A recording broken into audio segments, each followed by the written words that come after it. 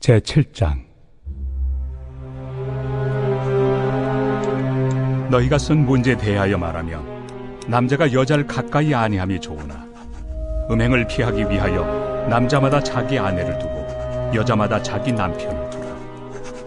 남편은 그 아내에 대한 의무를 다하고 아내도 그 남편에게 그렇게 할지라.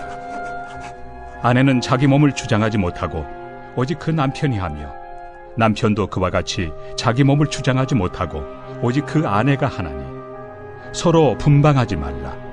다만 기도할 틈을 얻기 위하여 합의상 얼마 동안은 하되 다시 합하라. 이는 너희가 절제 못함으로 말미암아 사탄이 너희를 시험하지 못하게 하려 함이라. 그러나 내가 이 말을 함은 허락이요 명령은 아니니라.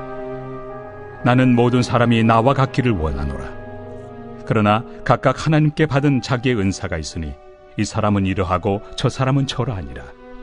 내가 결혼하지 아니한 자들과 과부들에게 이르노니 나와 같이 그냥 지내는 것이 좋으니라. 만일 절제할 수 없거든 결혼하라. 정욕이 불같이 타는 것보다 결혼하는 것이 나으니라. 결혼한 자들에게 내가 명하노니 명하는 자는 내가 아니요 주시라. 여자는 남편에게서 갈라서지 말고 만일 갈라섰으면 그대로 지내든지 다시 그 남편과 화합하든지 하라. 남편도 아내를 버리지 말라. 그 나머지 사람들에게 내가 말하노니 이는 주의 명령이 아니라. 만일 어떤 형제에게 믿지 아니하는 아내가 있어 남편과 함께 살기를 좋아하거든 그를 버리지 말며, 어떤 여자에게 믿지 아니하는 남편이 있어 아내와 함께 살기를 좋아하거든 그 남편을 버리지 말라. 믿지 아니하는 남편이 아내로 말미암아 거룩하게 되고 믿지 아니하는 아내가 남편으로 말미암아 거룩하게 되나니 그렇지 아니하면 너희 자녀도 깨끗하지 못하니라. 그러나 이제 거룩하니라. 혹 믿지 아니하는 자가 갈리거든 갈리게 하라. 형제나 자매나 이런 일에 구애될 것이 없느니라. 그러나 하나님은 화평 중에서 너희를 부르셨느니라. 아내 된 자여 내가 남편을 구원할는지 어찌 알 수 있으며 남편 된 자여 내가 내 아내를 구원할는지 어찌 알 수 있으리요. 오직 주께서 각 사람에게 나누어 주신 대로 하나님이 각 사람을 부르신 그대로 행하라. 내가 모든 교회에서 이와 같이 명하노라. 할례자로서 부르심을 받은 자가 있느냐 무할례자가 되지 말며, 무할례자로 부르심을 받은 자가 있느냐 할례를 받지 말라. 할례 받는 것도 아무것도 아니요 할례 받지 아니하는 것도 아무것도 아니로되 오직 하나님의 계명을 지킬 따름이니라. 각 사람은 부르심을 받은 그 부르심 그대로 지내라. 내가 종으로 있을 때 부르심을 받았느냐 염려하지 말라. 그러나 내가 자유롭게 될 수 있거든 그것을 이용하라. 주 안에서 부르심을 받은 자는 종이라도 주께 속한 자유인이요 또 그와 같이 자유인으로 있을 때 부르심을 받은 자는 그리스도의 종이니라. 너희는 값으로 사신 것이니 사람들의 종이 되지 말라. 형제들아, 너희는 각각 부르심을 받은 그대로 하나님과 함께 거하라. 우리가 예수를 그리스도로 믿고 믿음 안에 살아가는 삶이 또 복되고 또 행복을 누리는 삶이 되어야 할 줄로 믿습니다. 예수를 믿고 신앙생활 하면서도 우리의 마음 가운데 주로 인한 기쁨을 누리지 못하고 불행의 삶의 자리를 자청하는 분들도 종종 보면 마음이 참 안타까울 때가 덜어 있습니다. 교회 공동체 안에서 성도들과 교제하면서 불행해질 수 있는 가장 손쉬운 방법이 이것이구나 라는 것을 느낄 때가 있었습니다. 무엇일 때, 또 무엇을 선택할 때 우리의 삶을 쉽게 불행하다고 여길까요? 남들과 비교하면 우리는 쉽게 불행해질 수 있습니다. 내가 갖지 못한 것, 남이 갖고 있는 것을 보고 비교하여서 슬픔을 선택하게 되면 우리는 기꺼이 불행해집니다.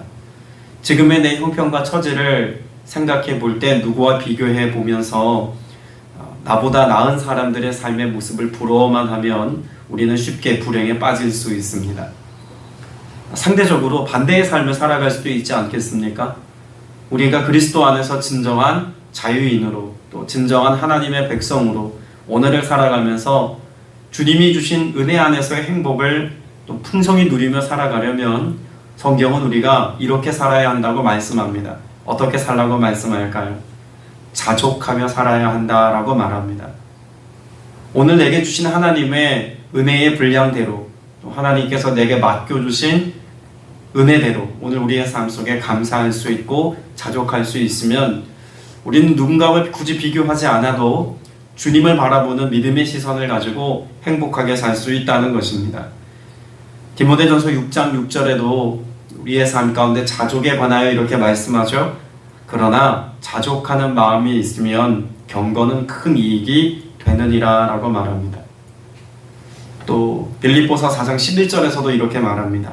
내가 궁핍함으로 말하는 것이 아니니라 어떠한 형편에든지 나는 자족하기를 배웠다라고 말합니다. 사도 바울이 사역을 하면서 교회 공동체 안에서 많은 지체들을 양육하고 돌아보고 그들의 삶 가운데 복음을 선포하면서 그가 배운, 그가 경험한, 그가 주님과 함께 있으면서 누리게 된 풍성한 은혜를 자족이라고 하는 단어로 설명하는 것을 보면 자족은 비단 우리의 삶 가운데 남들보다 조금 더 지혜로운 삶의 태도 정도로만 취급할 수 없는 것임을 알 수 있습니다. 우리 영적인 삶에 또 우리 일상을 살아가는 모든 삶의 현장 가운데 자족하는 마음을 갖는 것이 하나님께로 더 가까이 나아가는 삶의 비결인 동시에 내게 주어진 오늘의 때를 살아가는 가장 현명한 삶의 태도라고도 말할 수 있을 겁니다. 우리의 삶의 형편을 바라보면서 우리는 사실 자족하고 감사하기보다는 원망을 선택하기가 쉽지 않습니까? 좀 불편하고 어려우면 남들보다 좀 덜 가졌고 덜 건강하면 우리는 원망하기 쉽습니다. 사도 바울이 자족이라는 단어를 쓸 수 있었던 것은 실제 그의 사역 속에서 이런 자족하는 자의 모습을 증명하고 또 보여주었기 때문이라고 저는 생각됩니다. 사도행전 16장 25절 이하에 보면 바울이 신라와 함께 복음을 전하는 현장 가운데 있다가 그가 빌립보 감옥에 갇히죠. 그가 감옥에 있을 때 무엇했다고 성경에 기록합니까? 한밤중에 바울과 실라가 기도하고 하나님을 찬송하며 죄수들이 듣더라라고 말합니다. 바울의 입장에서 생각해보면 억울할 수 있습니다. 원망할 수 있습니다. 내가 주님의 부르심을 받고 이방인의 사도가 되어서 이곳에 온 것은 철저히 하나님의 뜻에 순종한 것인데 내 순종의 결과가 감옥에 갇히는 것입니까? 내 순종의 결과가 박해받는 것입니까? 내 헌신의 결과가 고난당하는 것입니까? 사실 그 마음 가운데 원망과 불편한 마음을 하나님께 고백할 수도 있습니다. 그러나 그는 신라와 함께 그 감옥에 있으면서도 무엇했습니까? 기도하고 찬송했다고 말합니다. 형편과 상황, 지금의 내 조건과 처지에 하나님의 부르심을 왜곡하여 보려고 하는 삶의 태도가 그에게 보이지 않습니다. 오히려 무엇할 수 있다고 우리가 생각해야 할까요? 사도 바울은 어떤 형편과 상황이 있더라도 신실하신 하나님의 선하심을 믿고 고백하며 오늘을 살아가는 사람이다 라고 말할 수 있다는 이야기죠. 오늘 본문에서도 17절 말씀에 뭐라고 말합니까? 주님께서 나누어 주신 분수 그대로 하나님께서 부르신 처지 그대로 살아가십시오. 또 20절에도 보면 이렇게 말합니다. 각 사람은 부르심을 받은 그때의 처지에 그대로 머물러 있으십시오. 여러분이 말씀의 내용이 왜 사도 바울의 입술을 통하여 선포되고 있을까요? 당시 교회 공동체를 생각해 보면 이 의미를 정확하게 알 수가 있습니다. 교회 안에 예수 그리스도를 믿는 믿음 안에서 유대인, 이방인이 여전히 갈라져 있는 상황임을 우리가 짐작해 볼 수가 있겠죠. 때문에 예수를 믿는 믿음의 사람이 되었음에도 불구하고 이 고린도 교회 안에 있는 유대인들은 이방인들에 관하여서 멸시하는 태도를 가지고 있습니다. 어떤 태도입니까? 영적으로 내가 이방인들보다 좀 낫다는 우월의식이 있었다는 이야기죠. 우리는 할례 받았어. 우린 여전히 율법과 전통을 지키는 일에 있어서도 이방인들보다 훨씬 더 탁월한 삶을 살아. 그러니 우리가 더 경건하고 더 거룩한 삶을 살아. 심지어는 이들에게는 정말 구원이 있는지 없는지 잘 모르겠지만 나는 할례까지 받았으니 나는 구원의 소망이 확실한 사람이야 라고 하는 영적인 우월감이 이들에게는 있었다는 이야기입니다. 이방인들에게는 상대적으로 어떤 마음이 있었을까요? 정말 그게 맞다면 나도 할례 받아야 되는 거 아니야? 나도 유대인들의 율법과 전통을 지키며 살 때 온전한 구원에 이르고 좀 더 거룩한 그런 믿음의 지경 가운데 섰다고 확신할 수 있는 것 아닐까? 그래서 할례를 받으려고 하는 사람, 유대인이 되려고 하는 사람들이 있었다는 이야기입니다. 20절 이하의 부르심에 관해서 말씀할 때는 자유자와 종에 관하여 말합니다. 종의 신분에 있었던 사람, 이들의 마음 가운데는 늘 어떤 갈망이 있을까요? 자유인이 되고 싶은 갈망이 있습니다. 당시 로마에 살고 있었던 로마 시민이라고 말할 수 있는 사람들 가운데 절반 이상의 사람들이 노예 출신이었거나 현재 노예인 사람들입니다. 그만큼 로마라고 하는 지역 자체가 전쟁을 통해서 정복 사업을 많이 벌였고, 그래서 여러 정복한 그 나라의 사람들을 흡수하면서 종의 신분에 놓이게 된 사람들이 적지 않았다는 이야기입니다. 종이라는 개념이 그렇게 낯선 개념이 아니라는 거죠. 그런데 종의 위치에 있었던 사람들이 예수 그리스도를 믿고 구원의 은혜를 누리고 난 뒤에 주님께서 내게 응답해 주시고 은혜 베푸시는 그런 하나님의 사랑과 돌봄에 대해서 듣고 배우고 알게 되면서 어떤 고백이 자연스럽게 가능해졌겠습니까? 나도 저 사람처럼 자유의 신분을 가지고 예배하고 싶고 교회에 나오고 싶습니다. 내가 주인을 섬기느라 하루 종일 수고하다가 어렵사리 밤 늦은 시간 잠깐 이렇게 공동체 안에 머물러 있는 것보다 자유롭게 원하는 때 내가 원하는 만큼 예배하고 기도하고 주를 위한 삶을 살고 싶습니다. 여러분, 이런 갈망이 사람들 마음 가운데 생겨나는 것 당연한 것 아니겠습니까? 이와 같은 상황에 놓여 있는 종들에게 사도 바울이 무엇을 권면합니까? 내가 부르심을 받기 이전의 상황, 그때의 처지에 그대로 머물러 있는 것을 어려워하지 마십시오. 불편해하지 마십시오. 이것 때문에 마음에 시험 들지 마십시오. 라고 권면합니다. 그럼 애초에 사도 바울의 마음과 의식 속에는 무엇이 있다는 것을 알아야 합니까? 사도 바울은 교회 공동체 지체들에게 알려주기를 원했습니다. 하나님께서 내가 종으로 있는 상태에서 부르셨다면 주님께서는 그 가운데 가장 선한 것으로 좋은 것으로 내 삶에 여전히 역사하시고 그 가운데 하나님의 선하심을 내게 드러내실 겁니다 라는 고백을 하고 있는 겁니다. 이방인으로 내가 태어나 자라가는 상황 속에서 복음을 듣고 예수를 믿게 되었다면 하나님께서 그 택한 자녀들에게 이방인으로 살아가는 그 삶의 현장에 합당한 은혜를 베풀어 주실 것이니 내가 무엇을 바꾸려고 억지스러운 신앙생활을 선택하는 것보다 오늘에 감사하며 주님이 내게 행하실 일들을 기대하는 믿음의 고백을 가지고 오늘을 살아야 한다고 사도 바울이 말하여 주고 있는 것입니다. 사도 바울 자신도 그가 복음을 전하는 사명의 자리에서 그가 고난에 처하기도 하고 생명의 위협을 받기도 하고 여러 가지 많은 재해들을 겪으면서 어려운 순간들을 모면했던 때를 떠올리면서 고백한 구절이 있지 않습니까? 빌립보서 4장 12절에 나는 비천에 처할 줄도 알고 풍부에 처할 줄도 알아 모든 일 곧 배부름과 배고픔과 풍부와 궁핍에도 처할 줄 아는 일체의 비결을 배웠노라. 사도 바울은 어떠한 처지에 있는 자신의 형편을 하나님 앞에 모면할 수 있게 해달라고 간청하거나 지금의 이 상태에 대해서 왜 하나님이 이와 같은 어려운 길을 걸어가게 하셨느냐고 원망하는 마음을 갖고 있지 않음을 볼 수가 있습니다. 그래서 종들에 대하여 권면하는 이 내용도 에베소서 6장 5절에 보면 이런 고백을 통해서 확증하여 말한 내용도 있습니다. 종들아 두려워하고 떨며 성실한 마음으로 육체의 상전에게 순종하기를 그리스도께 하듯 하여라고 말합니다.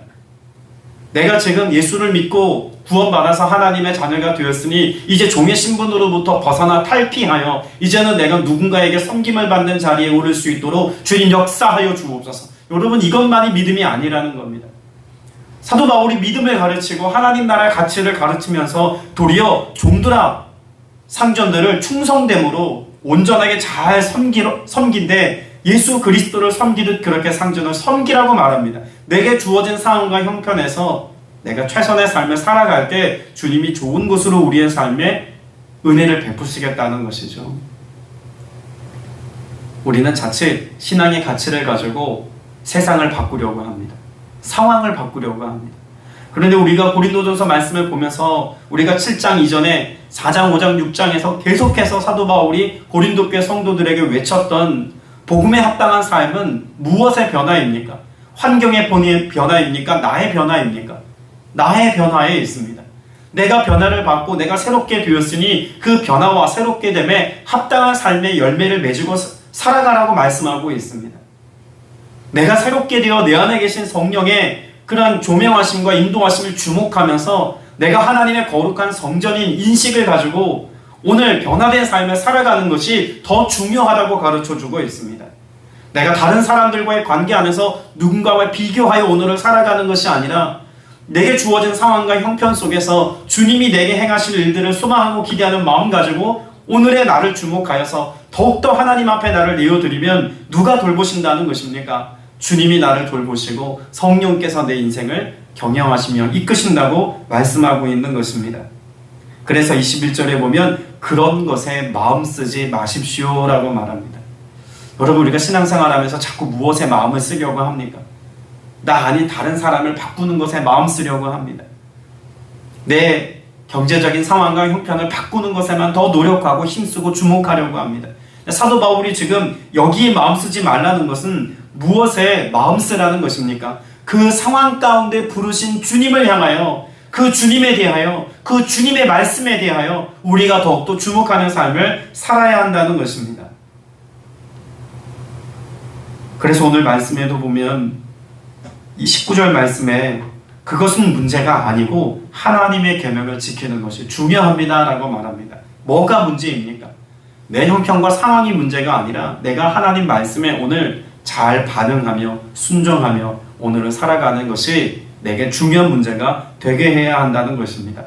왜 우리가 이와 같은 가치를 따라 살아가야 한다고 말할까요? 23절에 보면 여러분은 하나님께서 값을 치르고 사신 사람입니다.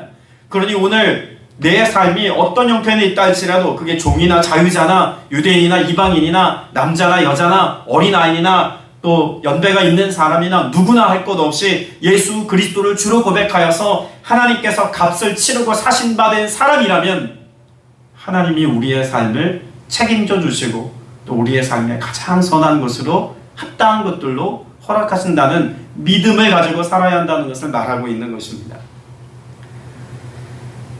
그래서 우리의 삶이 회복되어야 될 것이 있다면 감사 아니겠습니까? 나를 부르신, 오늘 본문에도 보면 부르신이라고 하는 그 부르심에 대하여 말씀하고 있습니다. 17절에 분수대로라고 하는 말이나 20절에 부르심을 받은 그때의 처지라고 말할 때 이 부르심이라고 하는 것은 다 동일한 표현입니다. 주님이 나를 불러주신 때를, 다시 말하여 소명의 때를 이야기합니다.